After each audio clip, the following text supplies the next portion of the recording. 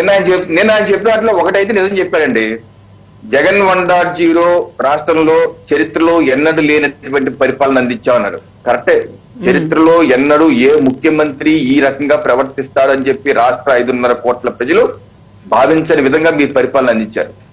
ఏ రకంగా భావిస్తారు? ఏ ముఖ్యమంత్రి అయినా సరే గతంలో 2019 నుంచి ఇన్ని దశాబ్దాలు ఏ ముఖ్యమంత్రి వచ్చినా పరదాలు చాటున వచ్చిన ముఖ్యమంత్రిని ఏమైనా చూసామండి? పరదాలు కట్టుకొని కిలోమీటర్ల మీద పరదాలు కట్టుకొని వచ్చిన ముఖ్యమంత్రిని చూసావా? చెట్లు గిట్లు నరికించేసే ముఖ్యమంత్రిని ఎక్కడ చూసావా? చుట్టుపక్కల జిల్లాలో ఉన్న అన్ని స్కూళ్లు మూయించేసి అందరినీ బెదిరించి బస్సులు రాకుండా ముఖ్యమంత్రిని ఎక్కడ చూసావా? దేశంలో కూడా ఎక్కడ అట్లా లేరేమోనండి. 50 పైచీలకు ఆలయాలు దేశంలో ఎక్కడా లేరు. అందుకని అంటే ఆయన చెప్పింది 100% నిజం.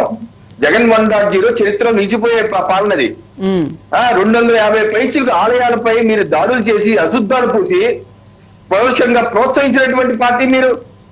దళితుల్ని చంపి డోర్ డెలివరీ చేసిన వ్యక్తిని శబాసని మీకు కూడా తిప్పుకున్నటువంటి దరిద్రమైన ముఖ్యమంత్రి భారతదేశ చరిత్రలో ఎవరో ఉన్నారండి?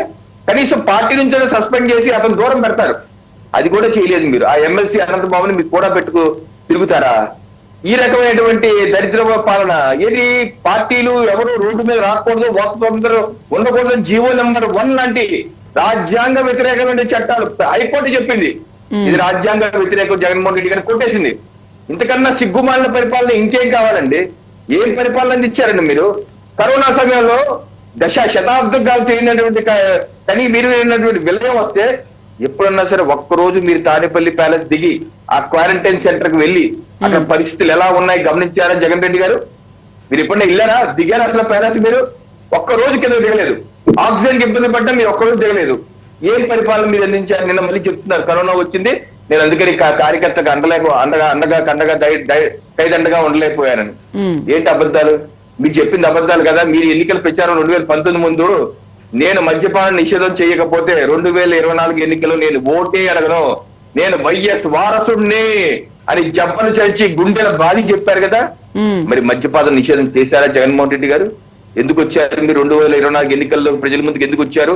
ఏమాత్రం సిగ్గు శరం లేకుండా ఎలా వచ్చారు? మీరు అన్న మాట మీద నిలబడే వ్యక్తి అయితే ఇది చరిత్రలో నిలిచిపోయే పరిపాలన కాదా అండి?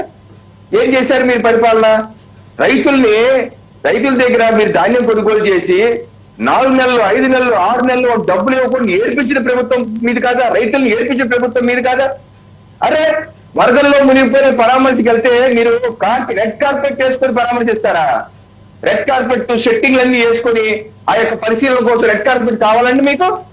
అన్నమయ్య డ్యాము మీ నిర్వాహకం వల్ల అన్నమయ్య డ్యామ్ కొట్టుకుపోయింది. చరిత్రలో ఎప్పుడు జరిగిందని ఆంధ్రప్రదేశ్ రాష్ట్రంలో డ్యామ్ కొట్టుకుపోవడం చూసారు ఎప్పుడన్నా? చరిత్రలో నిలిచిపోయిన పాలన అందించిన మాట వాస్తవం. అందుకే జగన్ 2.0 కాదు కదా, జగన్ 0 అయిపోయాడు. 2.0 0 అయిపోయింది. పైపెచ్చు వాళ్ళని మనం వచ్చే 30 ఏళ్ళు మనమే ఉంటామంట.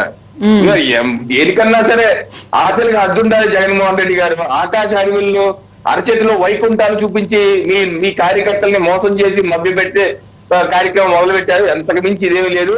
మీకు 2.0 కాదు, మీ చరిత్ర ఇంకా ముగిసింది.